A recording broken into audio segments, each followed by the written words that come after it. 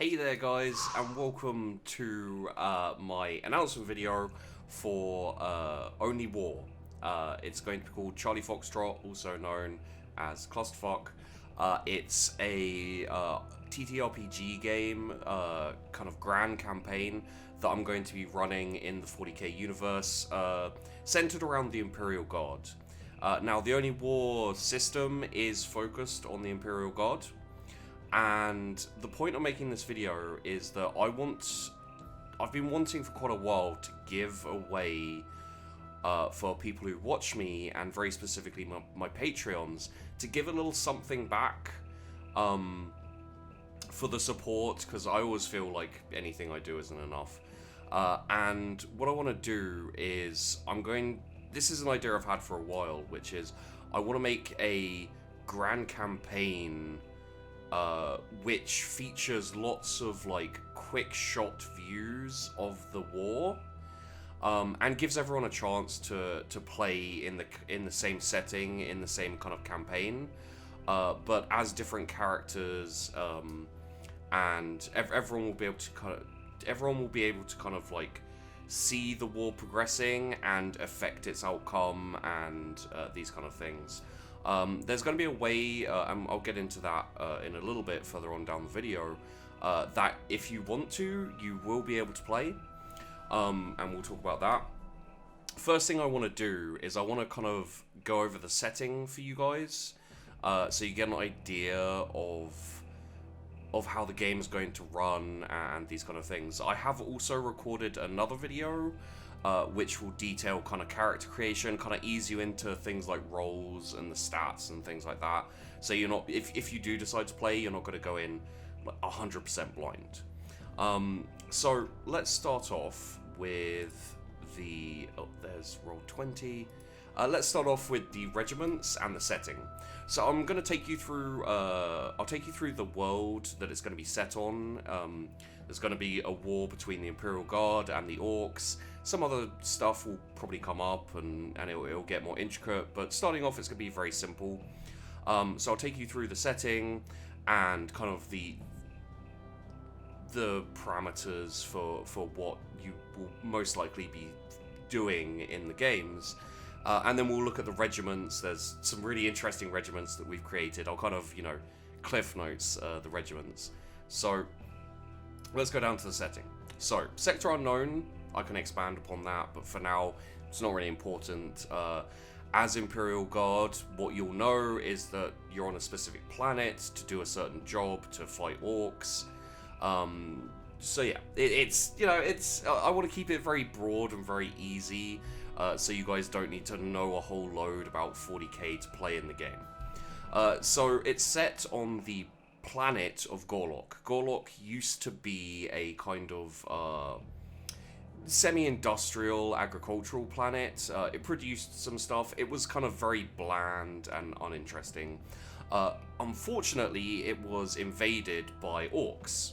The orcs have had a little bit of time to dig into the planet to start, kind of like start the proper invasion and taking over places, and there's already a war going on between the Planetary Defense Force and the orcs by the time you all will show up as the Imperial Guard.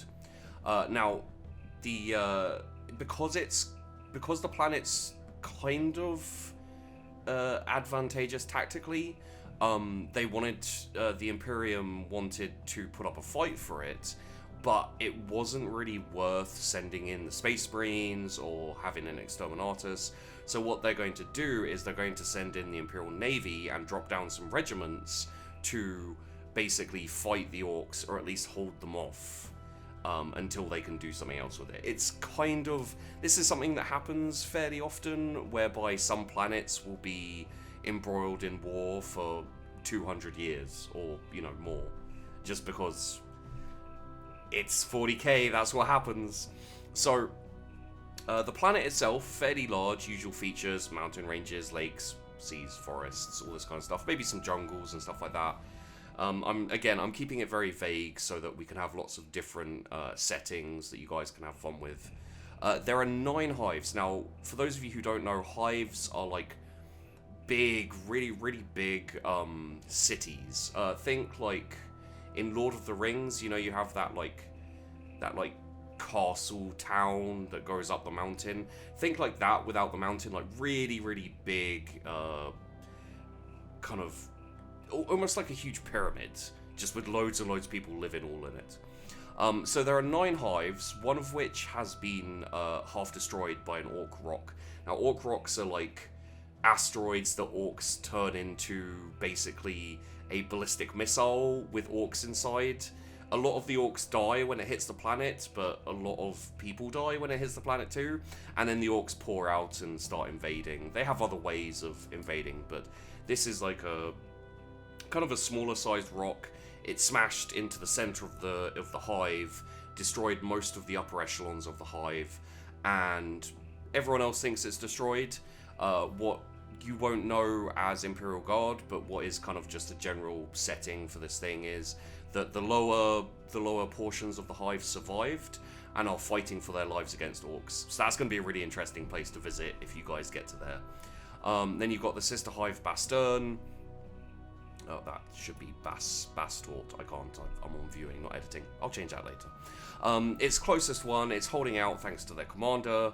And these hives are, you know, close by. This hive mostly produces munition, guns, and ammo. And then you've got the 5 main hives: Gorlock Prime, Gorlock Secundus, Tertius, Quartus, and Quintus.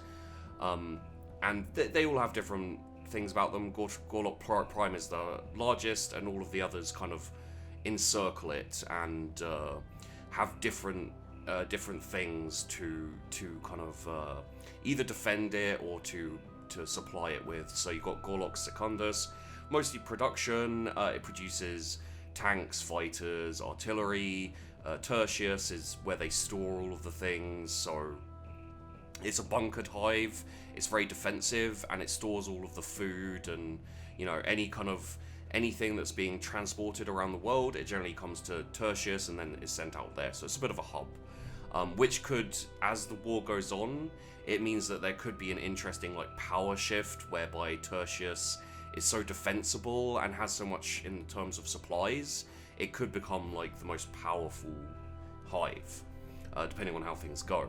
And then you've got like Gorlock Quartus, which is has a lot of knowledge in the astropaths, communications hub, things like that. It's the only way to contact the outside world, the outside kind of galaxy existence. Quintus is a prison where the lawbreakers and scum get sent, which is going to be interesting. Then we've got Hive Letter 8, food. It's basically farming, things like that. And then Hive Crater, which is totally normal, isolated by itself, well away from the other hives. And then in brackets it says, Sheepy, fill this in later with that secret shit you thought of. Because I knew that I was going to be showing this to everyone, I didn't actually write down what the secret stuff is, but it is interesting, so hopefully you guys will get to experience Hive Crater. Then we have the parameters of mission. Now, the main objective, quell orc invasion to the point where it can be dealt with by local forces, rejoin main force. So there is a war going on, kind of overall. These regiments have been kind of quartered off and selected for this mission to kind of retake the planet almost. So the initial kind of episodes will be the invasion of Gorlock to take it back. It's going to be a couple of different regiments. We'll get into the regiments in a second. Then you're going to have to create a beachhead, engage initial orc counterattacks, recon, establish comms with hives, locate orc bunkers, assault and capture, push out and take strategic positions, so factories, food production, anything that has strategic value will be important to capture. And these are the kind of things you guys are going to be doing as players is, for example, you may receive, your mission during your session may be to go and clear out a bunker or a kind of network of bunkers that the orcs are currently, you know, infesting. Once you've done that and the Imperial Guard have moved in and fortified up, later sessions of the game with other players, may in fact have them defending those same bunkers. So that can be really interesting, and I'll probably do like update videos on the war as well, or streams even, where I'll kind of detail like if you fight in a certain, if you fight in like an assault, it will show on the map, and you'll see like assault by this group along with the rest of the army, and kind of what effect it had on like supplies and the war effort and just the progress of the war. Obviously there's also fortify strategic positions and hold. Now, one thing that I do want you guys to know as well is that I'm going to be having my creator friends, you know, to drop a few names: Fuzzy Freaks, Gaming FTL Josh, Peach Pixel8, you know, the people who you may have seen in other RP shows and stuff. I'm going to have them in as well to guest for a couple of episodes each. As with you guys, you know, you won't just be guesting once if you don't want to. You can come back multiple times and play different characters or the same characters. I'm very open to kind of, you know, seeing how it goes, and if you played one character but you didn't like them, you'd like to play a new one, you want to play like a sergeant or a commissar or even like a lieutenant or someone higher up, I'm totally interested in doing that. So, you know, it's not going to be just like I want to play once, please, and then you'll be shoved to the side. Like, there will be opportunities to play multiple times. Depends how many people are interested as well. But with these creators, you know, people you may have seen in other RP shows, they're going to be playing in the same campaign as well. So it's very possible that bunker or trench that you gave your lives to take could very easily be lost by Peachy Pixel 8. That's all I'm saying. Like, so I think it should be a lot of fun. And yeah, so, you know, in a second I'll go into how you can be a part of this if you wish to, which I'm dreading because I hate this kind of crap, but it was necessary. Anyway, so here are the regiments. The first regiment, and all of these regiments, interestingly enough, and all of these characters were created during my live stream, like campaign plannings, by me and by chat. So a lot of this stuff is input that chat had, and they would suggest stuff, and we'd go with some of it, and we kind of talk through other pieces of it. And I'd say this is 50% me, 50% chat. So not all of it is my fault. So you have the at last Sisyphean regiment. Sisyphean was actually created, the name Sisyphean was thought up by Gaming FTL, Josh. And yeah, it's a great name for them. So originally they're from the fortress world At Last. It's constantly under invasion by orcs who arrive biannually every couple of years for a fight. The whole world is entrenched. They encircle the area where the orcs always invade.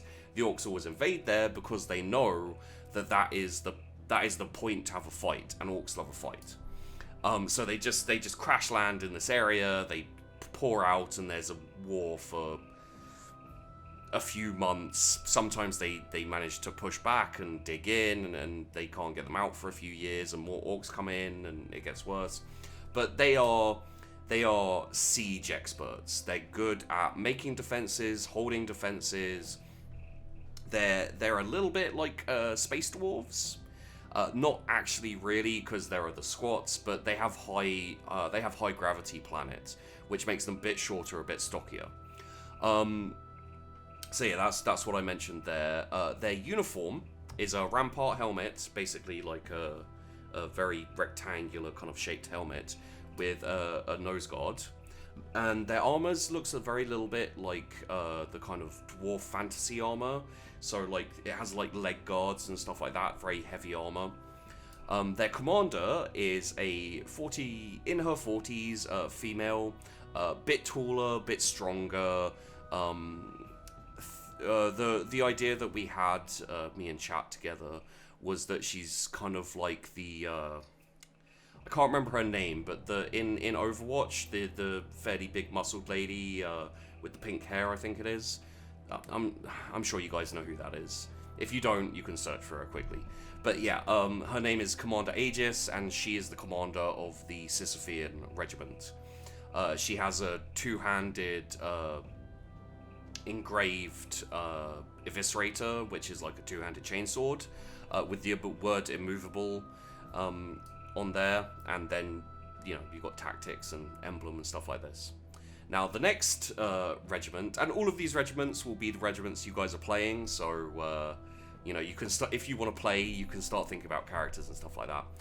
We have the Imperial Pegasi Guard, who are from a penal colony, which is like a prison planet, I guess, which is called New Ozland. Now this is a very, very blatant parody of Australia, in that it's a scrapyard, leftover wrecks from old wars, and they're kind of like salvagers on this planet, and they pick through and they salvage and send it off to the Imperium to be reused. The population has learned the art of skiving, stealing, repurposing, and all-round general skullduggery.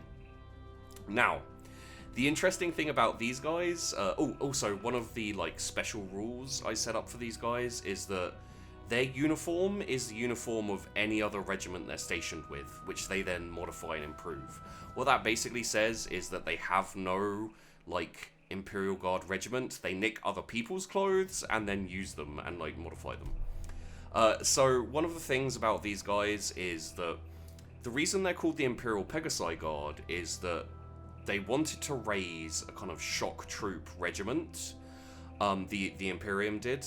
And so they raised the Imperial Pegasi Guard, but unfortunately a clerical error meant that they raised the wrong planet. They meant to raise like this posh Imperial world and get some, like very loyal Imperial citizens, the Imperial Pegasi Guard. What they got was a penal world full of prisoners who steal shit. If you know Terry Pratchett, they're basically all knobby knobs.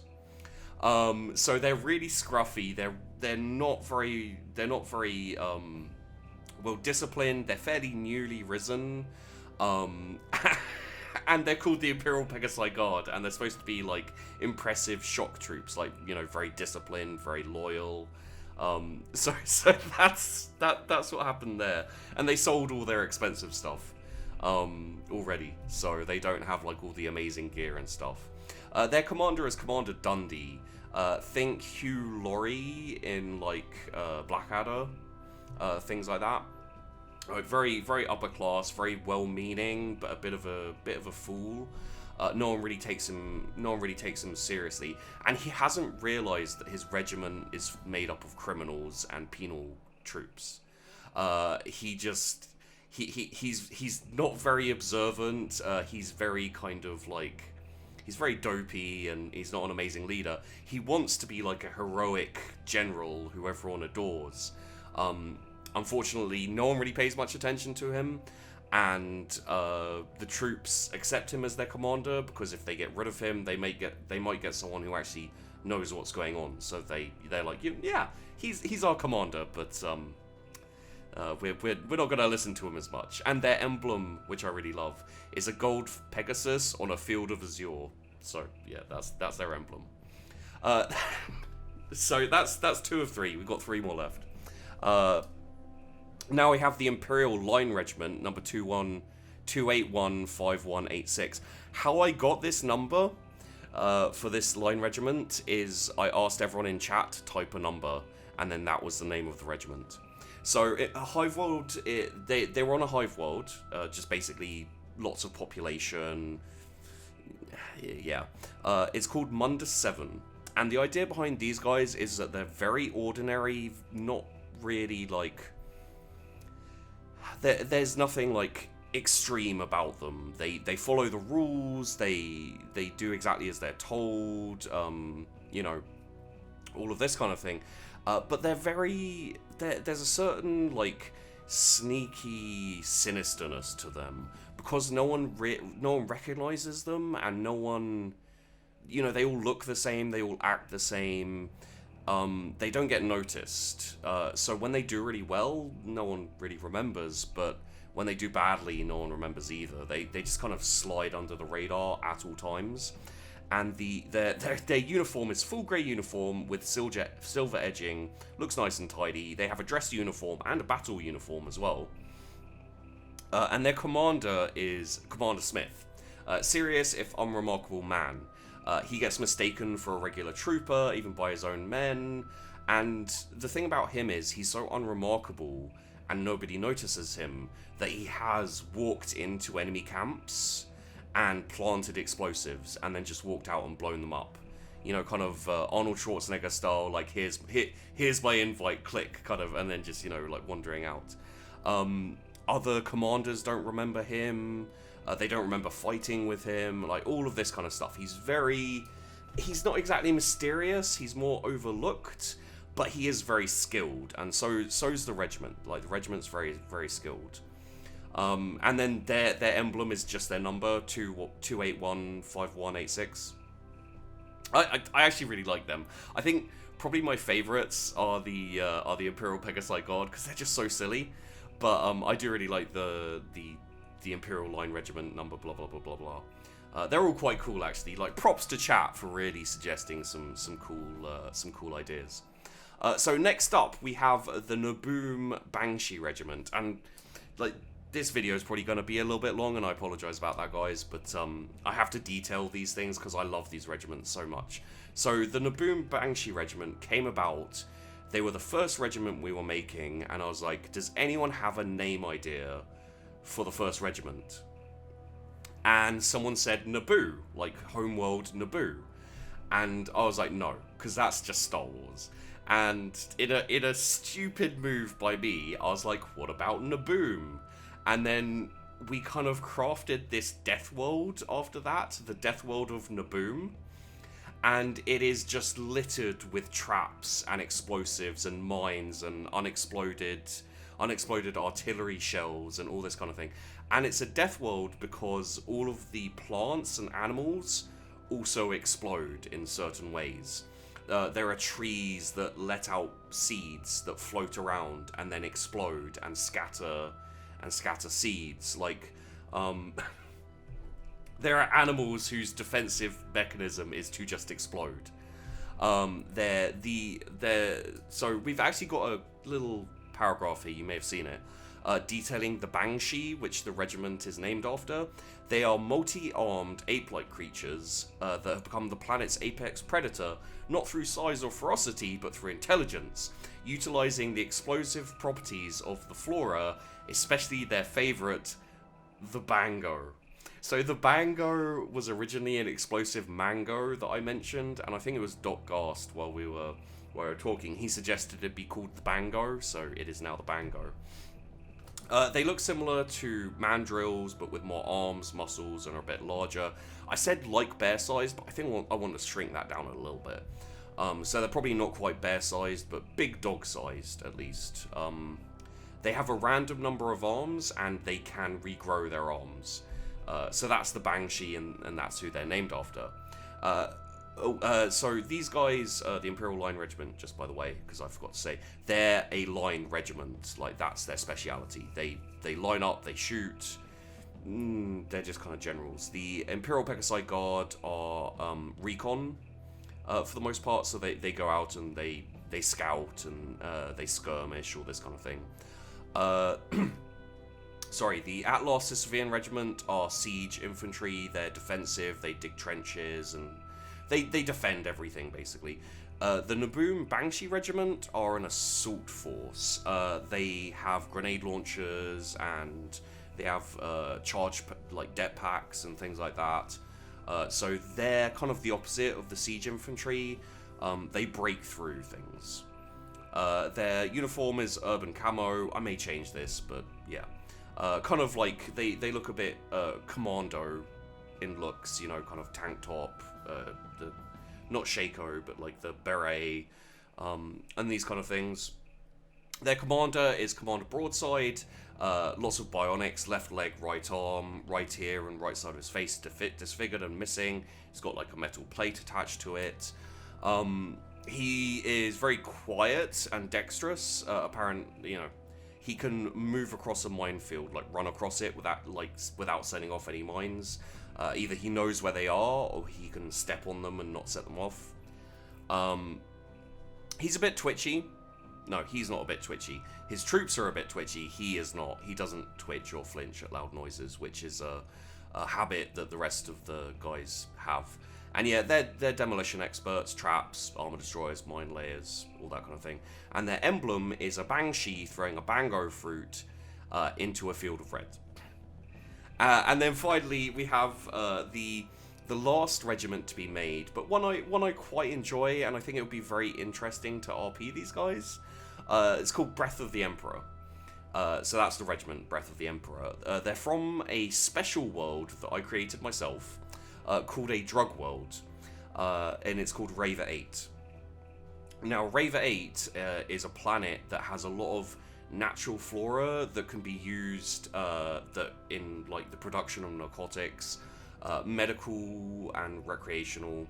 The planet was gifted to them by the Ecclesiarchy, who set basically colonists there from multiple shrine worlds.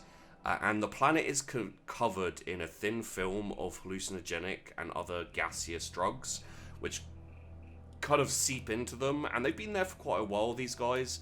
So they are, from birth, always, like, they've adapted so that they need these drugs. So they're addicted to the air and the narcotic cocktail on this planet, which means that if they leave the planet, they will die of like withdrawal type symptoms.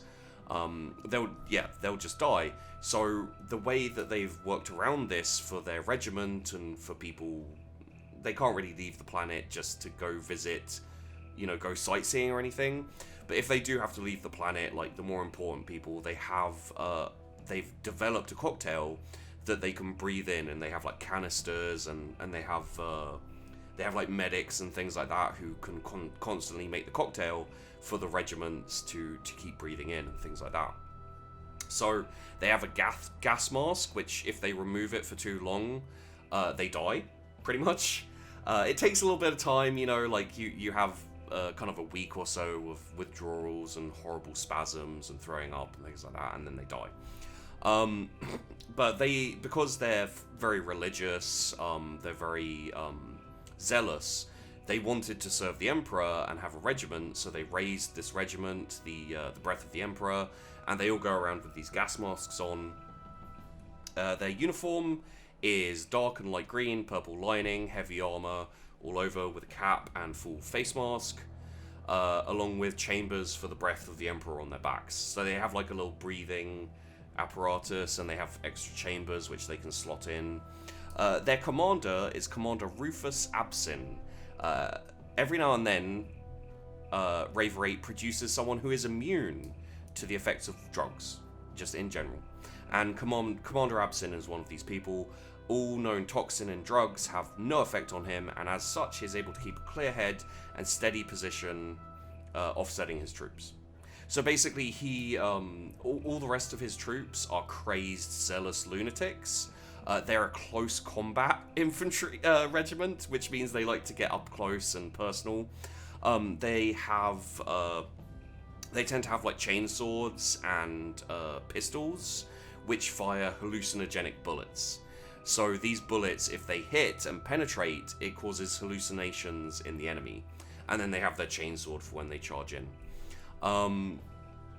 The bullets aren't exactly geared to kill. I think they're a little bit less powerful than regular standard bullets, but they do cause people to hallucinate and go crazy. So they're very effective at the same time. And their emblem is a wind symbol in glittering gold on a green swampy field. So yeah. And then you have the Lord General, the kind of overall commander of the war effort. His name is Lord General Ars, the Untainted Nihilium. Veteran of many campaigns, late middle-aged, with the beginning of white and grey hairs starting to form. Majority of his career putting down insurrections and cults within the Imperium. This is his first full kind of large-scale war, and he's never faced the Orcs before. So you can pull some kind of ideas of what that's going to happen. He hasn't had like massive wars. He's had engagements. He's had battles. So this may be an interesting kind of new experience for him. but he's very set in his ways. So that's going to make things a bit more difficult for the commanders and for the troops, because he may not have the best tactics to fight the orcs with, and it may make things more dangerous for you guys as players. His subordinates call him the Untainted because of his victories and use of tactics, the fact that he hasn't lost a campaign yet. He has lost battles, but he's suppressed it to keep this whole Untainted idea going. His tactics range from guerrilla urban warfare, siege and assault, less experience in defense, and long drawn out sieges or campaigns, mostly fighting humans. He's lead by command type of person, so he doesn't lead his men into battle. He sits back and he does tactics, and he sends people out to deploy troops and this kind of thing. So yeah, that's all of the kind of information and the settings and all that kind of thing. Before I get into the kind of final details of how you can play and stuff like that, I'd love to see in the comments, like, which regiment would you like to be in? Like, even if you're not going to play, just for fun, just be like, I really like the idea of the Sisyphean regiment or whatever. Because I'd like to play in all of them, but if I had to choose, I think I'd probably go with the Naboom Banshee regiment. I think they're fun. I'd like to play in all of them, as I said, but the Naboom Banshees seem like they'd be a laugh. Although being a gas-inhaling, drug-induced zealot would be quite a laugh to play as well, I think. So, the most important part, and I haven't been going for too long, but it's quite a long video, yeah. How can you play? So, I'm going to try and get through this as comprehensively as possible, because basically, from what I can tell already, like before even really going into it, this is going to be fairly expensive for me. I want to get art done of all the different regiments. If there are any artists out there who, let me give you an example. So like, kind of, be a bit better if, yeah, kind of art like this. I'd like to do art of all the different regiments, so everyone has an idea of what they kind of look like and stuff like that. Maybe, if possible, I'd like to get more. You know, maybe the commanders and the Lord General done as well. But that's kind of extra stuff that, you know, who knows. So yeah, if anyone out there thinks they can do this kind of style of art, like very gritty, grim, 40k kind of art, I'm still looking for an artist, and obviously I will be paying, so yeah, just let me know. Little bit of an extra in there for you guys. So yeah, because this is looking like it's gonna cost me a fair amount of money, I'd love to say it's open to everybody. I may have some like open to everybody things, and maybe there can be, if there's a lot of interest in it for the open to everybody sessions, there won't be many of them for sure, because it's a lot of work and everything. But yeah, maybe there can be some kind of lottery or something, I don't know. I'll figure that out. That will be like later on down the road. But for those of you who are viewers and you want to play, the first thing that will make you eligible to play is if you are a $5 or more Patreon on my Patreon. That will guarantee you games, basically as many as you want to play. Obviously, depending on how many people want to play, I'll have to switch you out and all these kind of things. So yeah, that's going to be one way. The rules for this will basically be you'll have to have been a Patreon for at least a month, and that's not like me saying, oh, if you've just joined in, and it's just, I don't want people joining and then like gaming the system, whereby, you know, you say, oh, you join and then say I want to play, and then I'm like, okay, it's gonna be a couple of weeks, and then you're like, oh, that's too long, that I'll end up actually having to give money and then quitting, or like joining and then playing a session and then quitting, you know, straight afterwards, kind of thing. This is an attempt to say thank you to my Patreons, and having a whole load of people like joining for a month and then leaving is going to feel kind of shitty for me.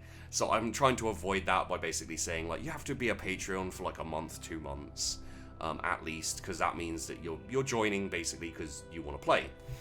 Sorry, you're joining the Patreon to support me, and this kind of game is a way to say thank you and to you know, kind of get to play together and do something fun as like a community, as opposed to, you know, give me money so you can play.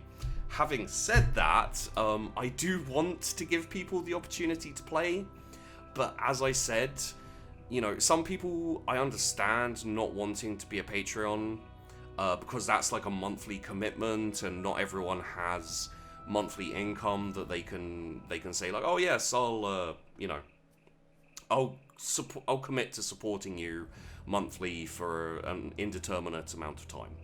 So what I'm also going to do is I'm going to have a donation system during the streams and this kind of thing, and it's going to be for a session. And I tried to like figure out like numbers and stuff like that, but I was like, okay, let's just make it a straight $10. So if you do wish to play, I may figure out a way for you guys to kind of, you know, donate outside of streams or something like that. We can probably, like, if you want to message me on Discord and be like, yo, I'm really interested, you know, let me know on the Discord, links in the description. But yeah, $10 will be, I want to play. You know, I really like this scenario, this setting. I'd love to play in it. $10 will be a single session, and that's literally just to cover probably what I'm gonna spend, you know, what it's gonna cost me to make this, like time spent and doing art and all these other things. So yeah, I don't like it, but I also don't want to just cut everyone out but my Patreons, because you know, as I said, I know some people want to play but don't want to become a Patreon specifically. This is the other option. I'm sure there will be people who don't like it, but this is the best I could do, basically. As I said, I don't want to do things like organize a session, and then have people commit to it and then cancel at the last second. You know, like, I don't want people to sign up to the Patreon and go, oh yeah, I'll play, and then play and then cancel their Patreon. Like, this seems like the best option out of all of the options available. So that's what it's going to be.